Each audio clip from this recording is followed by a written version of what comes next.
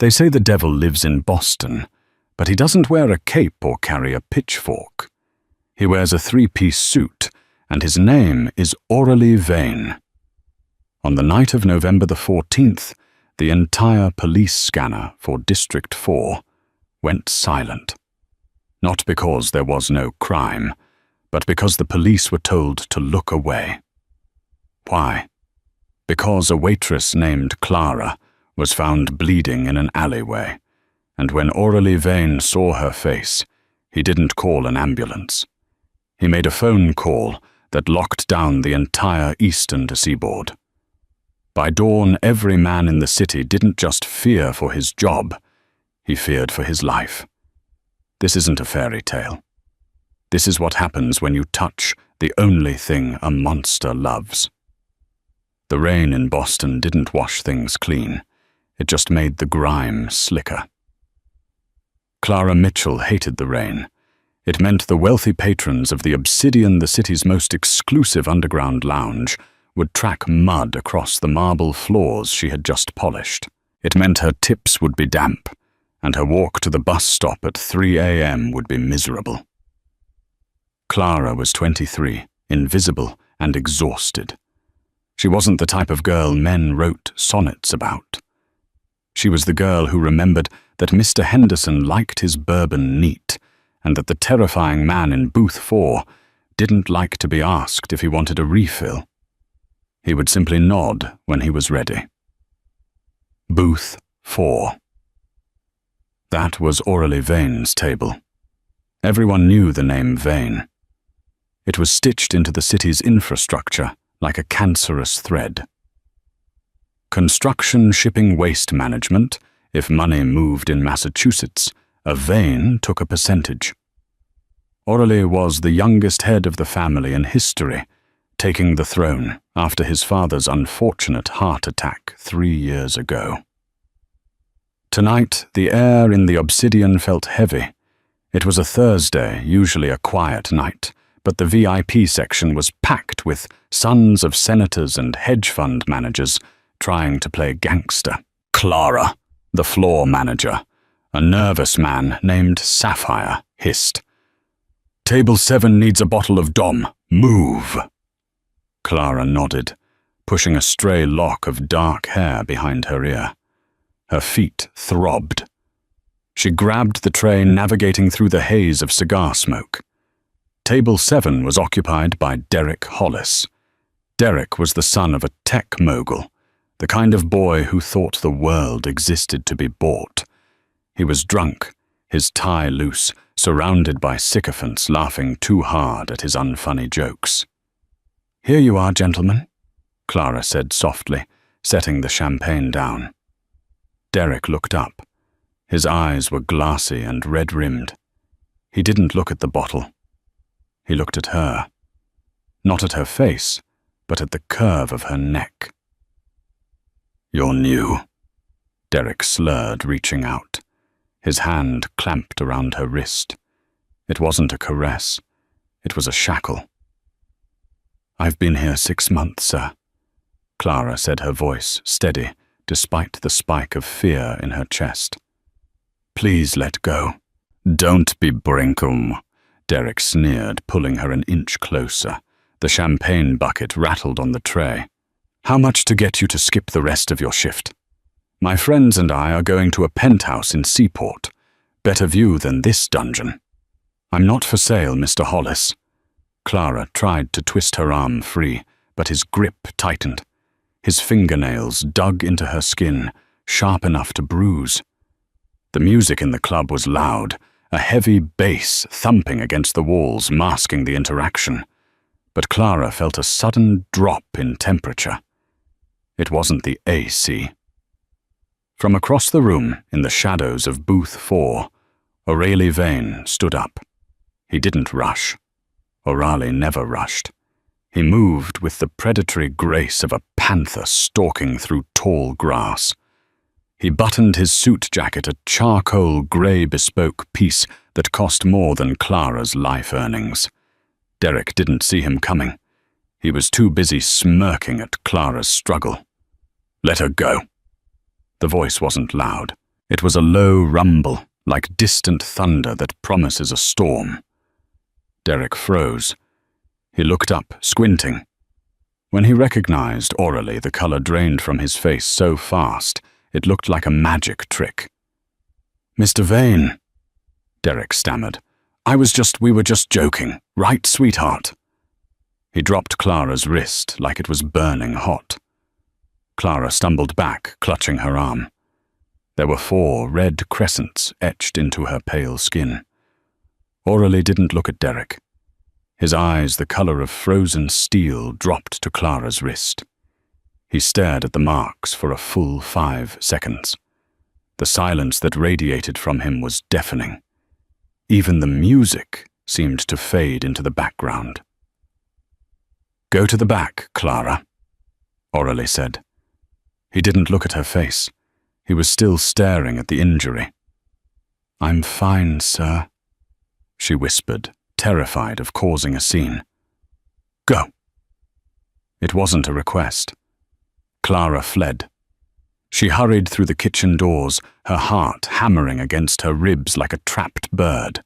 She stayed in the break room for 20 minutes, shaking. When Sapphire finally came in, he looked pale. "You can go home," Sapphire said, avoiding her eyes. "But my shift, Mr. Vane paid for your time, and everyone else's. He closed the club early." Clara blinked. "He closed the club." "Just go, Clara. Take the back exit." She didn't argue. She changed into her oversized coat, grabbed her purse, and slipped out the heavy steel door into the alleyway.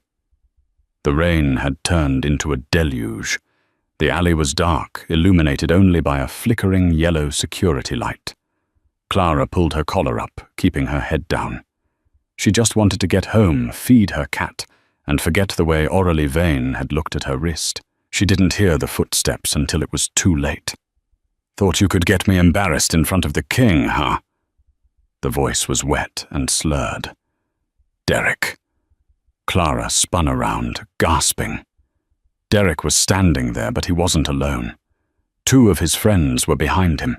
They looked nervous, but Derek looked unhinged, fueled by humiliation and cocaine. "Mr. Hollis, please," Clara said, backing up until her spine hit the wet brick wall. "I didn't do anything." "You made me look weak," Derek spat. He stepped forward, closing the distance. "Orally Vane doesn't give a damn about a waitress. He just likes to swing his dick around. He's gone now, and you owe me an apology." Clara tried to run.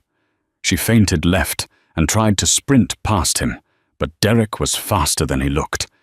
He grabbed her by the hair, yanking her back with a savage force that made her vision white out. She screamed, but the heavy rain drowned it out. He threw her against the dumpsters, her head cracked against the metal. The world spun. She tasted copper. "Hold her," Derek ordered his friends. "Derek, man, this is too much," one of them said. "Shut up, do it." Clara fought. She scratched and kicked, connecting with a shin, but a fist collided with her ribs, knocking the wind out of her. She crumpled to the wet pavement. Derek loomed over her, breathing hard. He raised a boot. "This," he grunted, kicking her in the stomach, "is for the attitude." Pain exploded in her midsection. She curled into a ball, wheezing. "And this," he grabbed a jagged piece of a broken glass bottle from the ground, "is so you remember your place." The last thing Clara felt was a searing hot agony slicing across her arm, the same arm he had grabbed earlier.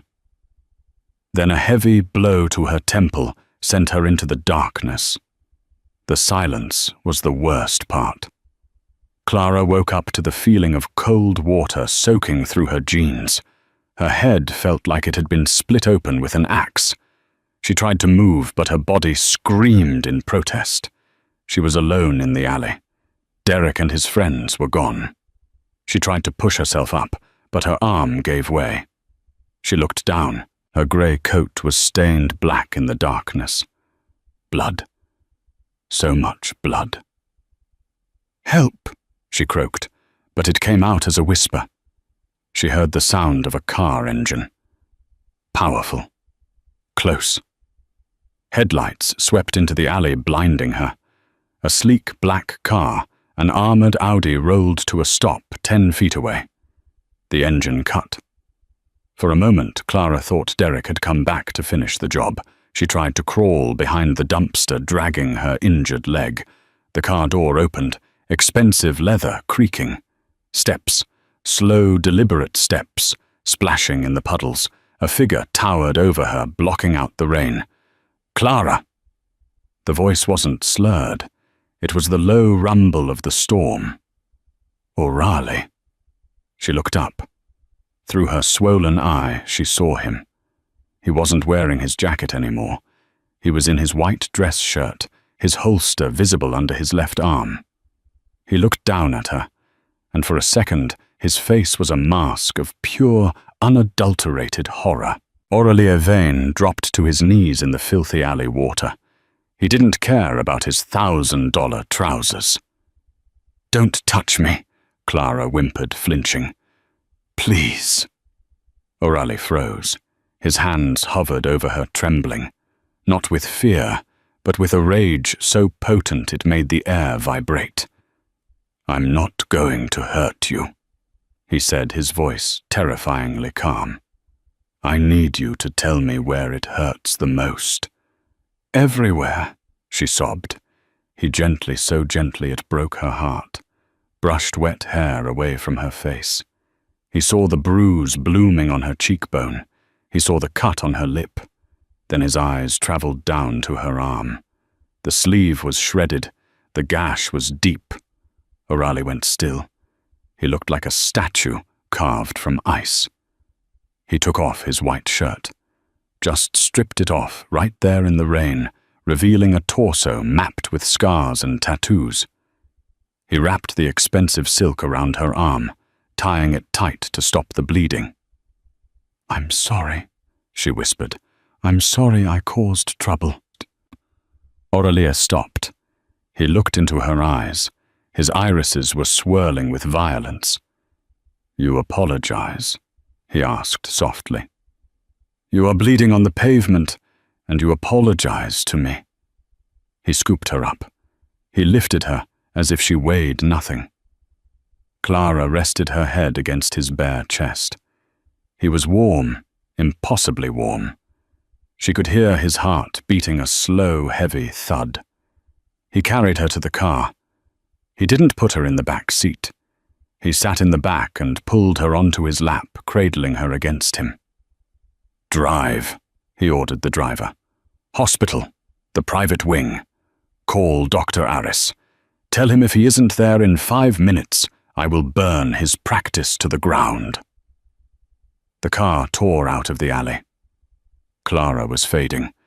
The adrenaline was wearing off, leaving only the cold. "Stay with me," Aureli commanded. He was holding her face with one hand, his thumb stroking her uninjured cheek. "Clara, look at me." She forced her eyes open. "It hurts." "I know." He pulled her closer. His jaw clenched so hard, a muscle feathered in his cheek. "I need you to tell me a name." "Aureli, give me the name Clara." She hesitated. She knew what giving him a name meant. It meant death. But she remembered the laugh, Derek's laugh as he kicked her. "Hollis," she whispered. "Derek Hollis." Aureli closed his eyes. He exhaled a long, shaky breath. When he opened them again, the humanity was gone. The man holding her was gone. The monster had taken the wheel. He pulled out his phone. He dialed a number. "It's Vane," he said. The tone of his voice made the driver flinch. "Wake up the Reapers.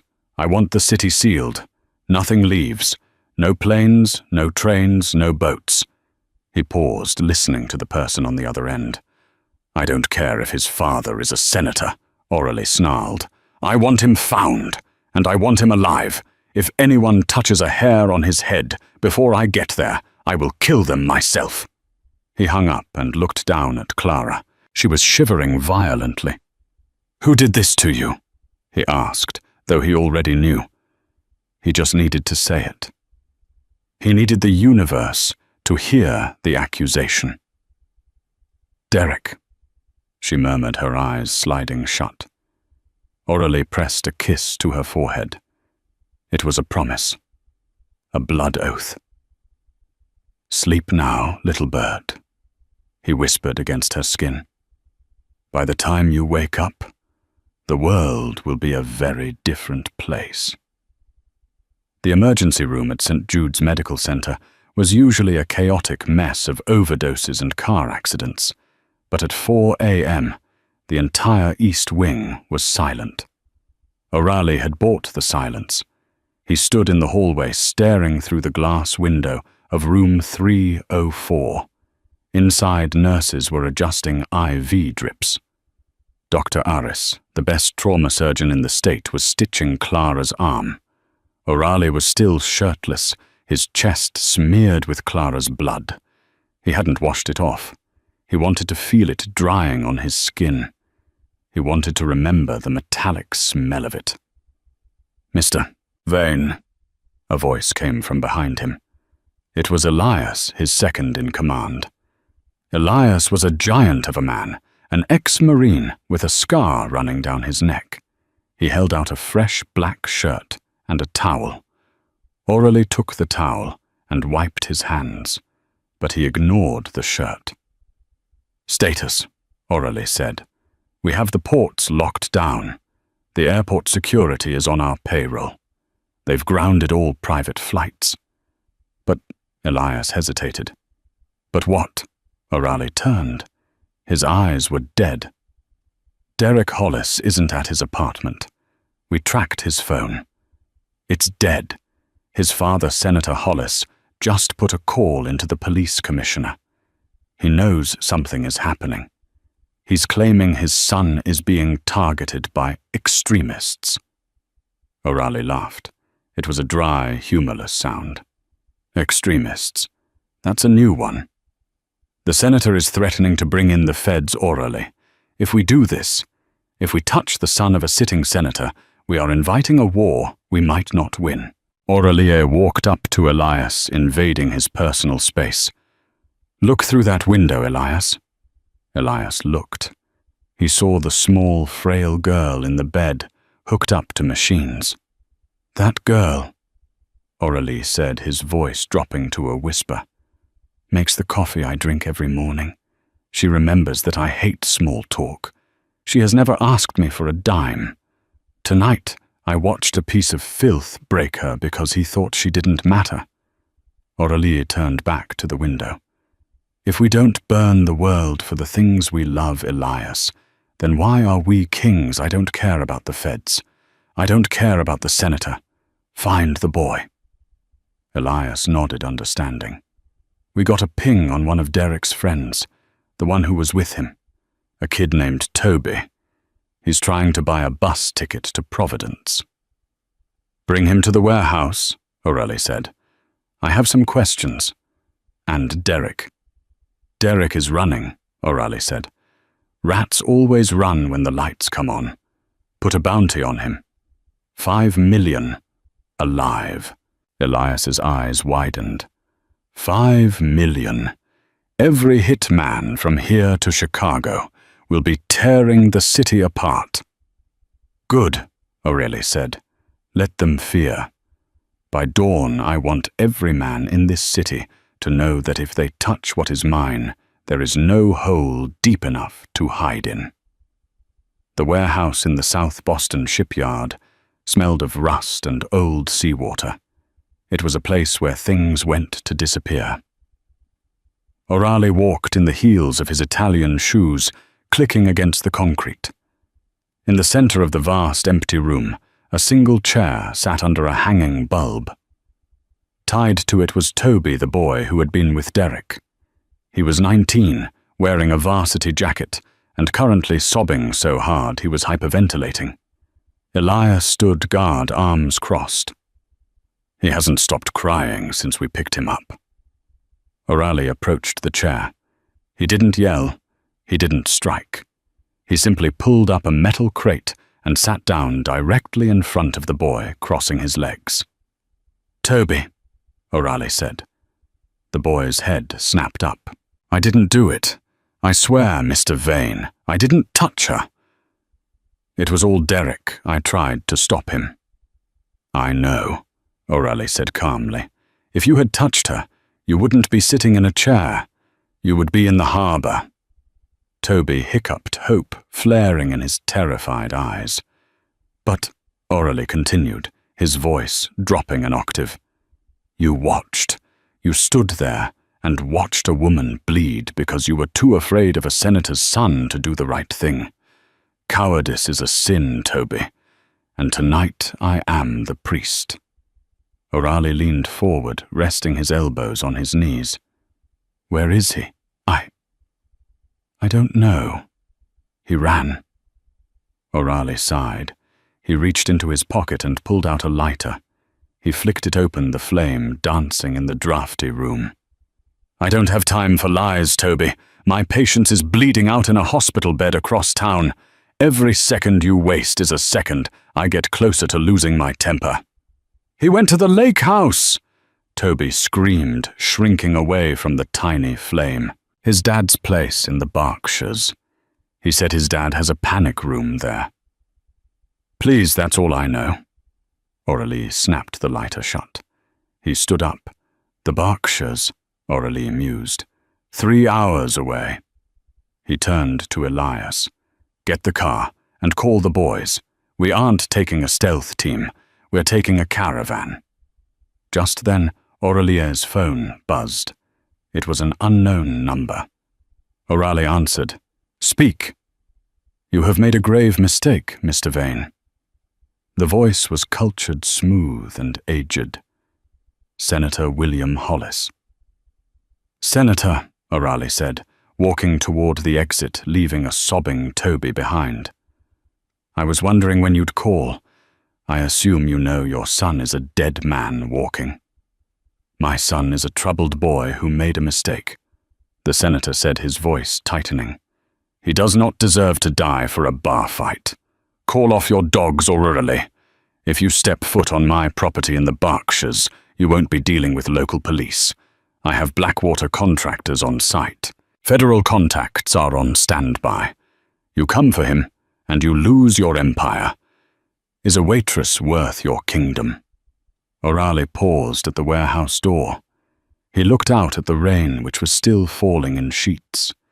He thought of Clara's hand, how small it looked, wrapped in his bandages. He thought of the way she whispered, "I'm sorry," while bleeding.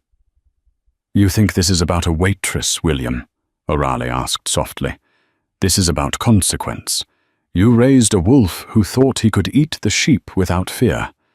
But he forgot that the sheep belong to the shepherd."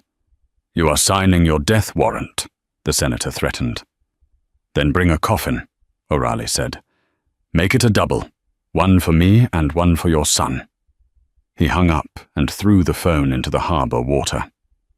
"Elias," O'Reilly barked. "Load up. We're going to war." The Hollis estate was a fortress hidden deep in the woods of western Massachusetts. High stone walls, iron gates, and cameras covering every inch of the perimeter. At 3 a.m., the convoy of black SUVs rolled up the winding driveway. They didn't sneak in. They drove right up to the front gate with headlights blazing. O'Reilly sat in the lead car.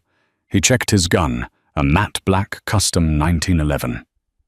"There are 6 guards at the gate," Elias said from the driver's seat. "Mercenaries, high grade." "Go through them," O'Reilly ordered. The SUV accelerated.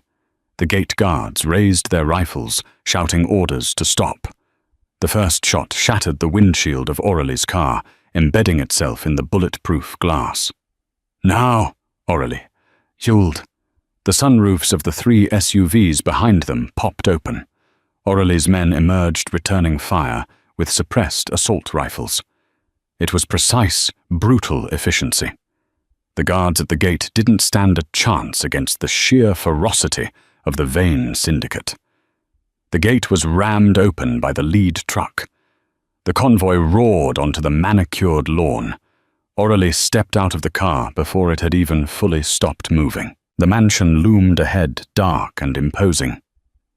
"Secure the perimeter," Aurelie shouted to his men. "No one leaves." He walked toward the front door. Gun drawn. Elias and 2 other enforcers flanked him. The front door exploded inward before they could touch it. The mercenaries inside were firing through the wood. Aurelie ducked behind a stone pillar. Bullets chipped away the masonry near his head. "Flashbang!" Elias yelled, tossing a canister through the broken door. Boom! A blinding white light. Aurelie moved. He swept into the grand foyer, stepping over the dazed mercenaries. He fired twice, double taps, efficient and lethal. He wasn't killing for sport. He was clearing a path. He moved through the house like a wraith. The kitchen, the library, the drawing room clear.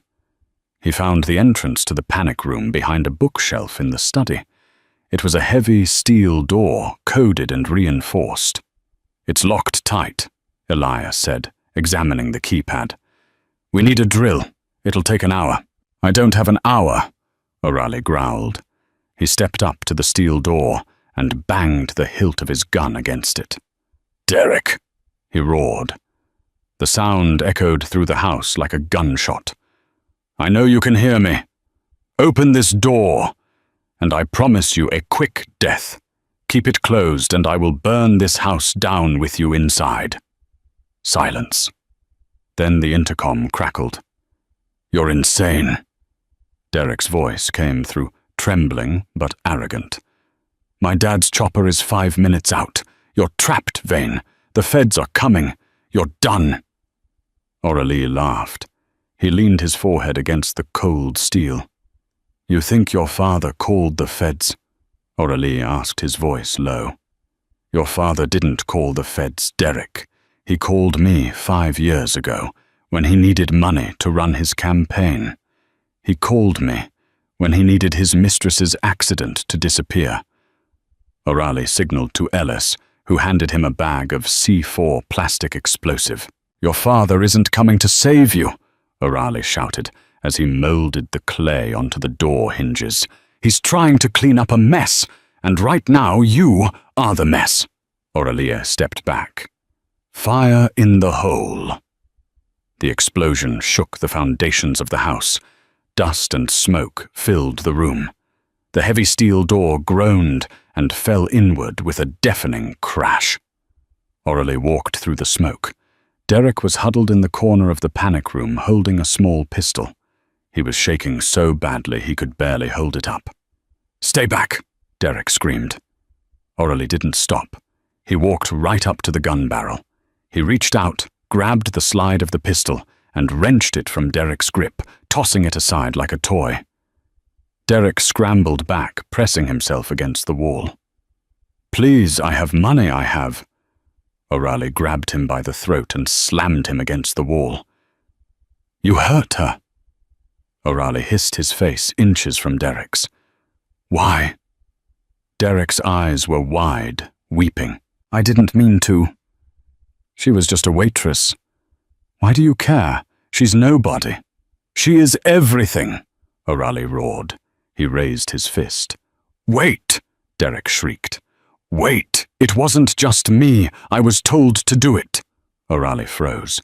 His fist hovered in the air. "What? My dad?" Derek sobbed. "My dad told me to go to the Obsidian. He told me to pick a fight. He said he needed a distraction. He said if I caused a scene, you'd be focused on me, and he could move the shipment through the docks tonight." The air left the room. Aurelie slowly lowered his hand. He released Derek's throat, letting the boy slide to the floor. It was a setup. Clara hadn't just been a victim of a drunk boy. She had been collateral damage in a political game. Senator Hollis had used his own son as bait to draw Orali away from the city so he could move illegal cargo through Vane territory without inspection. The rage that filled Orali now was cold. It wasn't the fiery anger of a lover. It was the glacial, calculated wrath of a king. "Your father," Aurelia said quietly, "sent you to die." Derek looked up, confusion and heartbreak mixing on his face. "No. He said he'd protect me." "He used you," Aurelia said. "He knew I would come for you. He sacrificed his pawn to save his queen." Aurelia turned his back on Derek. "Elias," Orali said into his radio, "don't kill the boy." "Sir, tie him up. Put him in the trunk. We aren't done." Orali walked out of the panic room, stepping over the debris. "Where are we going?" Elias asked, meeting him in the hallway. Orali checked his watch. It was 5 a.m. Dawn was breaking. "The senator thinks he's won," Orali said, his eyes dark. "He thinks I'm chasing a ghost in the woods while he moves his shipment. We are going back to the city. We are going to the docks." He paused, looking back at the shivering boy being dragged out by his men. "And then," Orali added, "I'm going to pay the senator a visit. I'm going to return his son, and I'm going to show him exactly what happens when you break my things." The Boston shipping yards were a graveyard of steel and salt. It was 5:45 a.m. The time of day when the city is greyest, caught between the death of the night and the birth of the morning. A thick, briny fog rolled off the Atlantic, obscuring the rows of rusted shipping containers that stacked high into the sky like jagged teeth. Aurelie Vane stood on the corrugated metal roof of Warehouse 4, the wind whipping his coat around his legs. Beside him, Elias adjusted the scope of a long-range rifle, peering down into the canyon of Dock 4. Below them, the scene was a hive of illicit activity. It wasn't a drug deal. It was something far more desperate. Men in unmarked tactical gear, private military contractors hired by the highest bidder, were frantically moving heavy waterproof crates from the hull of a battered fishing trawler into the back of 3 armored transport trucks. "I see it," Elias murmured, the lens of his scope reflecting the dull morning light. "It's not product, boss. It's bearer bonds, gold bars, cash. Senator Hollis isn't smuggling. He's liquidating. He's cashing out the city's infrastructure fund to bankroll his run for governor." Aurelie stared down, his eyes devoid of any warmth. "He didn't just sell his son," he said, his voice a low rumble that vibrated in his chest. "He sold him for a campaign slogan." Orali checked his watch. "Cut the lights." Elias spoke a single code word into his headset. Instantly, the high-powered floodlights that illuminated Dock 4 sizzled and died. The yard plunged into a chaotic gloom. Down below, shouting erupted. The mercenaries raised their rifles, spinning in circles, blinded by the sudden shift in lighting. "Execute," Orali whispered. From the shadows of the shipping containers, the Vane syndicate emerged. They didn't scream. They didn't charge like barbarians. They moved with the terrifying, synchronized discipline of a wolf pack. The sound of suppressed gunfire ripped through the humid air. Thwip, thwip, thwip. Orali descended the rusty fire escape, his polished shoes ringing against the metal. He walked straight into the kill zone. He didn't run. He didn't take cover. He moved with a terrifying calm, a predator walking through a herd of prey. A mercenary lunged from behind a forklift, raising a submachine gun. Aurelie didn't even break stride. He raised his custom 1911 and fired twice, one in the knee, to drop him one in the chest to silence him.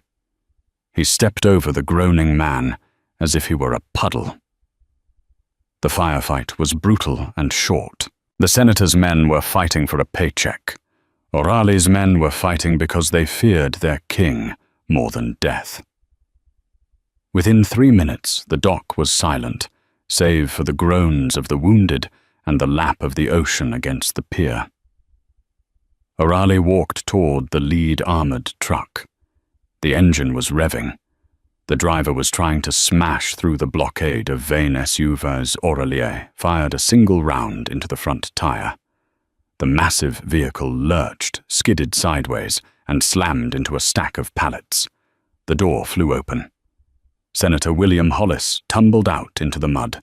He was wearing a trench coat over his pajamas, clutching a leather briefcase to his chest, like a life preserver. He looked up, his distinguished, silver-haired face smeared with grease and terror.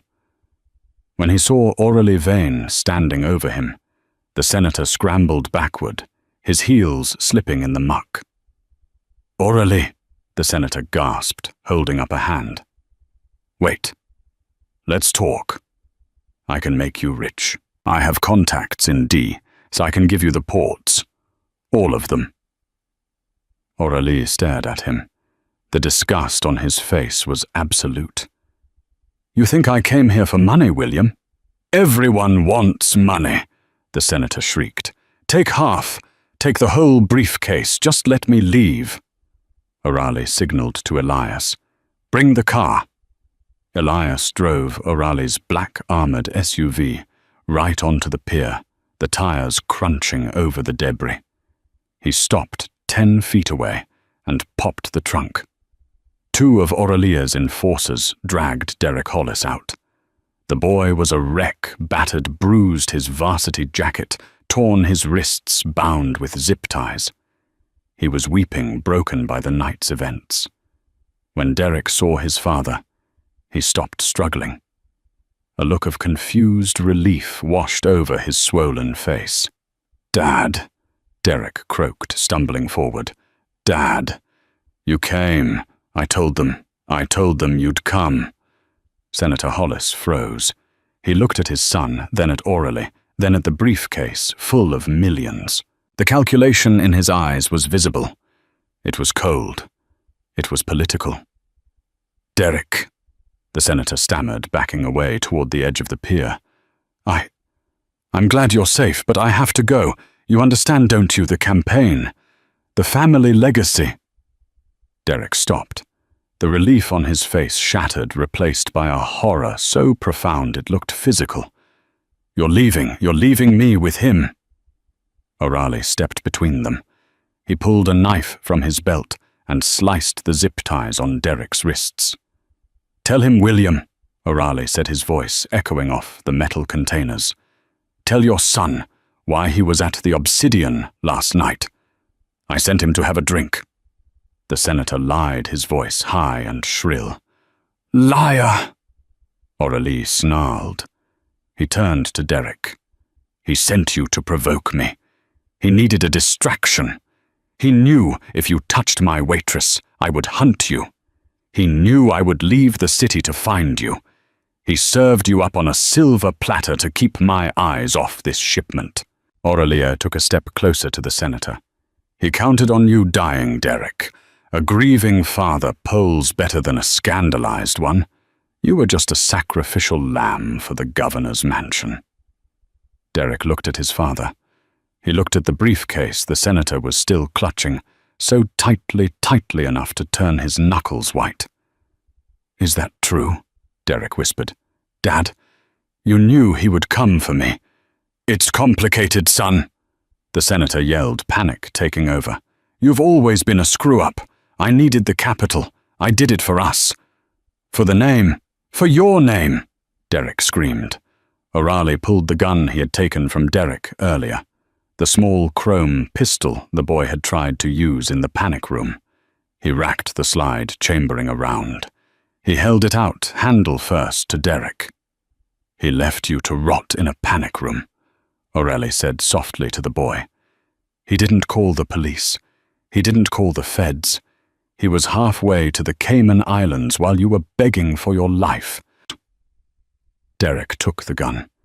His hands were shaking violently. He looked at the man who raised him, the man who had taught him that money solved everything. "No," the senator whispered, raising his hands. "Derek, listen to me. He's a criminal. I'm your father." "You're not a father." Derek spat tears streaming down his face, mixing with the blood. "You're just a politician." Derek raised the gun. O'Reilly turned his back. He didn't need to watch. He began walking toward his car, the sound of his footsteps steady on the pavement. Bang! The shot rang out sharp and final. The seagulls on the nearby pilings scattered screeching into the grey dawn. O'Reilly didn't flinch.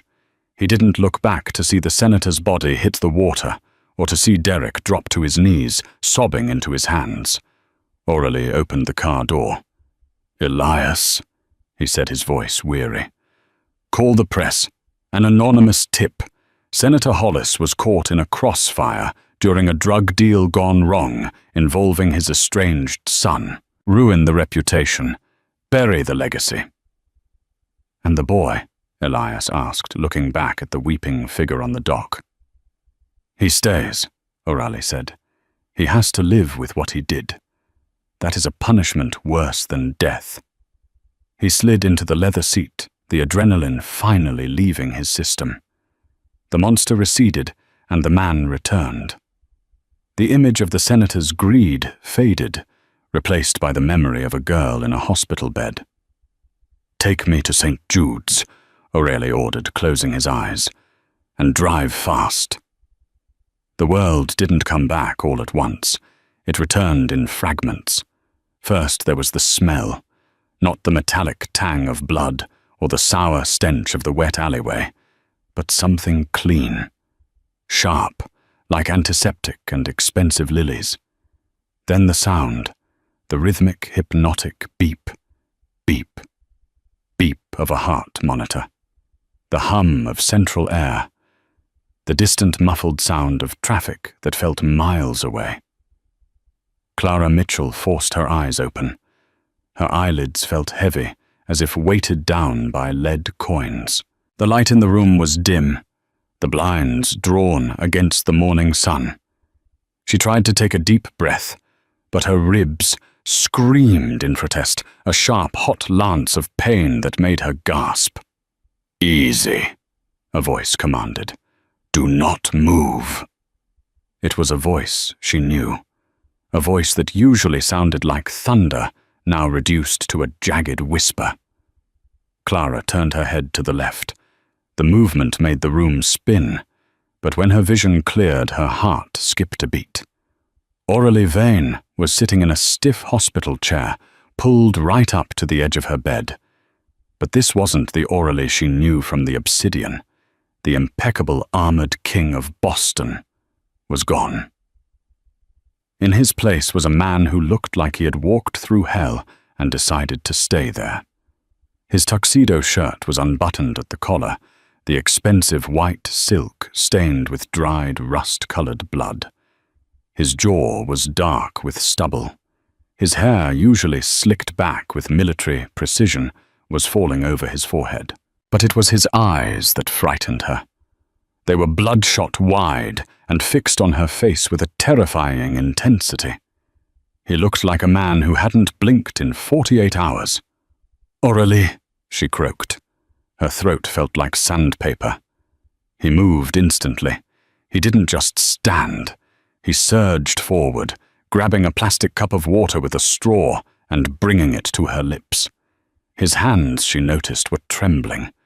The hands that could dismantle a pistol in seconds were shaking as they held a cup of water. "Drink," he murmured. Slowly. She drank. The cool water was the best thing she had ever tasted. When she pulled away, he set the cup down as if it were made of fragile glass and immediately took her hand in his. His grip was tight, desperate. "You're here," she whispered, looking at the blood on his shirt. "You're hurt." "This isn't mine," he said, his voice flat. He didn't look at his shirt. He couldn't stop looking at her, scanning her face, as if checking for cracks. "I'm fine. You stopped breathing in the ambulance, Clara." The words hung in the air, heavy and cold. Clara blinked, the memory of the alley rushing back. The rain, the boot, the glass. Derek's laugh. "I thought I died," she admitted softly. "You almost did." O'Reilly brought her hand to his face, pressing his lips against her knuckles. He kept them there, his eyes closing. She felt a shudder run through his massive frame. "I tore the city apart, Clara. I broke every rule I ever made, and all I could think about was that I was too late. Derek," she started, her heart rate spiking on the monitor, "is handled." Aurélie cut in, his tone hardening instantly. He pulled back, his eyes turning to steel. "The threat is gone. It has been erased from the earth."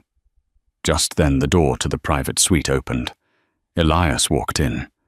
The giant enforcer looked tired, but when he saw Clara was awake, he let out a breath he seemed to have been holding since yesterday.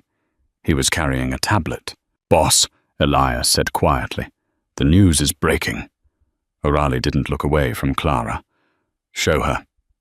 Elias hesitated, then walked to the side of the bed and held up the screen. It was the front page of the Boston Globe. The headline was bold black and screaming. "Senator Hollis dead in Port Authority shootout. Link to drug cartels suspected. Son Derek Hollis taken into federal custody." Clara read the words, but her brain struggled to process them. Senator Hollis, one of the most powerful men on the eastern seaboard. Dead. "You did this," she whispered, looking from the screen to Aurélie. "Aurélie, you killed a U.S. senator." "He was moving stolen bearer bonds," Aurélie said calmly, as if discussing the weather. "He used his son to lure me away so he could move his shipment. He let you get hurt. He ordered you to be hurt just to create a distraction." Aurélie stood up then. He loomed over the bed, his presence filling the sterile room. "I told you, Clara, if they touch what is mine, I will burn the world." The senator thought his title would protect him. He thought the law applied to me. Aurelia's lip curled. He was wrong. Clara looked at him. She should have been terrified. She was looking at a mass murderer, a man who had declared war on the government for the sake of a waitress. But she didn't feel fear. She felt a profound, overwhelming sense of safety. For the first time in her life, she wasn't the invisible girl. She was the reason the city was burning. "And Derek?" she asked. "He is alive," Aurélie said, though the word clearly tasted bitter to him. "He is in federal custody. He will spend the next 30 years in a cell knowing that his father used him as bait. Death would have been a mercy. I didn't feel like being merciful." Clara lay back against the pillows, her mind reeling. "Everyone will know it was you. Everyone who matters knows," Aurélie said. "The police know. The feds know. But they won't touch me. Because the senator was dirty, and I have the evidence to prove it. I did their job for them. By tomorrow, I won't be a suspect. I'll be a concerned citizen who tipped them off." He reached into the pocket of his bloodied trousers and pulled out a set of heavy brass keys. He placed them on the bedside table next to the morphine drip. "What are these?" Clara asked. "I fired Sapphire," Aurélie said. Clara blinked. "The manager. He let you walk out that back door. He knew Derek was waiting. He was a coward." Aurélie tapped the keys on the table. "These are the keys to the obsidian and the deed to the building." "Aurélie," Clara started trying to sit up again, ignoring the pain. "I can't. That's insane. I'm a waitress." "No," Aurélie said firmly. He leaned down, placing a hand on either side of her head, boxing her in. His face was inches from hers. "You are not a waitress. You are the woman who brought the vain syndicate to its knees without firing a shot. You are the only person in this city who sees me Clara, not the money, not the monster. Me." He brushed a thumb over her bruised cheekbone. "I don't want you serving drinks anymore," he whispered. "I want you to own the place where they are poured. I want you to walk into that room and know that no one can ever make you feel small again. I am giving you a kingdom, little bird. All you have to do is learn to fly." Clara looked at the keys. They were cold and heavy. They represented power. They represented a life she never thought she could have. A life of danger, yes, but a life of respect. She looked up at Aurélie. She saw the question in his eyes. He was offering her a way out or a way in. She could take a payout and leave disappear to a farm in Vermont. Or she could take the keys. She reached out with her uninjured hand and curled her fingers around the brass. "I don't know the first thing about running a club," she whispered. A slow, wolfish grin spread across Aurélie's face, the first genuine smile she had ever seen him wear. "I'll teach you," he promised. "I'll teach you everything." 6 months later. The reopening of the Obsidian was not just a party. It was a coronation. The winter had turned to spring, and the Boston air was crisp and clear. Outside the club, a line of black limousines stretched down the block. Paparazzi were fighting for position behind the velvet ropes, their flashbulbs popping like strobes in the night. Inside the transformation was absolute. The basement lounge was no longer a dungeon of smoke and shadows. It had been reborn. The walls were upholstered in deep emerald velvet. The floors were black marble that shone like water, and the lighting was warm, golden, and flattering. On the mezzanine balcony overlooking the sea of dancers, Clara stood watching her empire. She wore a backless gown of liquid silver that clung to her curves like a second skin. Her dark hair was swept up, revealing the long, elegant line of her neck. But she didn't hide the scar. The jagged, pale line that ran down her left forearm was visible for the world to see. Some women would have covered it with long sleeves or makeup. Clara wore it like a diamond.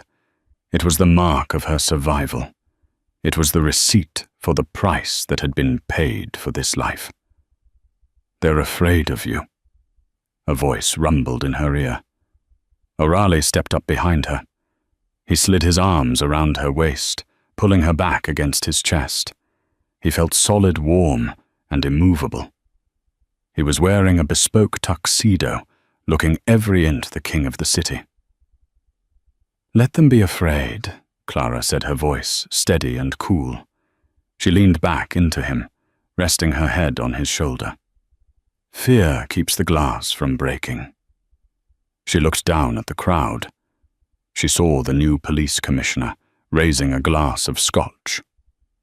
She saw business tycoons who used to snap their fingers at her for a refill now looking up at the balcony with reverence. She saw Sapphire's replacement, a sharp woman named Beatrice, managing the floor with military efficiency. Clara wasn't serving the champagne anymore. She was the one they were toasting. "Do you regret it?" Aurélie asked softly, his lips brushing the sensitive spot behind her ear. "The normal life, the quiet." Clara thought about it. She thought about the bus rides in the rain. She thought about the invisibility. Then she looked at the man holding her, the man who had destroyed a dynasty, because she had scraped her knee.